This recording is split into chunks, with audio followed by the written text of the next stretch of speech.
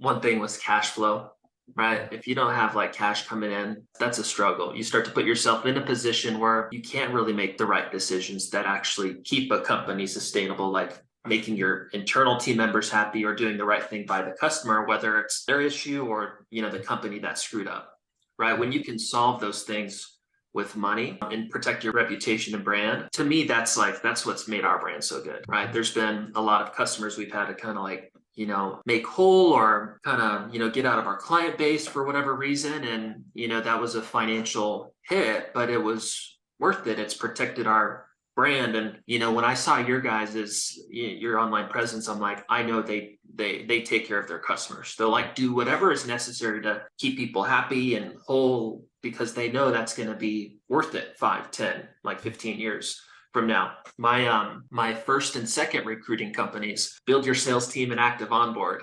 I was a young entrepreneur, I had no idea what I was doing, right? I was also, much more selfish and, much more, what's the word? Is it scarce, right? Where you're scared to like give kind of thing. Yeah. And I wouldn't make decisions like that. And it had a negative impact on, the way customer viewed us. And I think that's such a big piece, which obviously aligns with brand too, but doing whatever you need to do to, keep your clients happy. There's two things that come to mind, and I share this a lot with our recruiting strategy or what we're talking about the position. Yeah. One is, unhappy customers are truly an opportunity to learn to be better.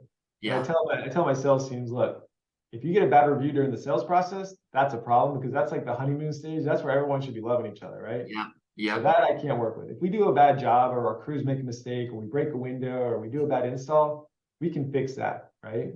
Yeah. I always tell every customer that, if I meet you at a farmer's market in town, and we cross paths, I want to hold my head up high, and I want my sales team to be able to hold their heads up high and be confident we did everything we could to make that person happy. And don't get me wrong, some people will never be happy, and that's okay. That's part of business. But as long as we do everything we can to make it right and treat them, it sounds cliche, but treat them how you'd want to be treated if you were on the other side of it. Yep. That's kind of what we teach, and it served us really well. Yeah. People appreciate that, and you've seen it. Some businesses, they get a bad Yelp review and they just lash out online and they fire back, an angry message versus reflecting and accepting it as feedback and learning. Yeah. And going from there. And it's hard, and you got to kind of learn that along the way. Hopefully that saves some young entrepreneurs some headache early on. Yeah. Yeah.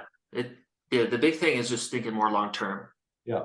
You do not need to get rich tomorrow, right? What you ideally want is you want a long-term business that makes money, that has great people, that can fulfill their roles well, that allows you to provide something great to the marketplace, that allows you something, a great business to provide, job opportunities to where other people are blessed. Or ultimately you can, make the kind of money and have the freedom that you want as an entrepreneur too. But you learn that it's not all about you real quick.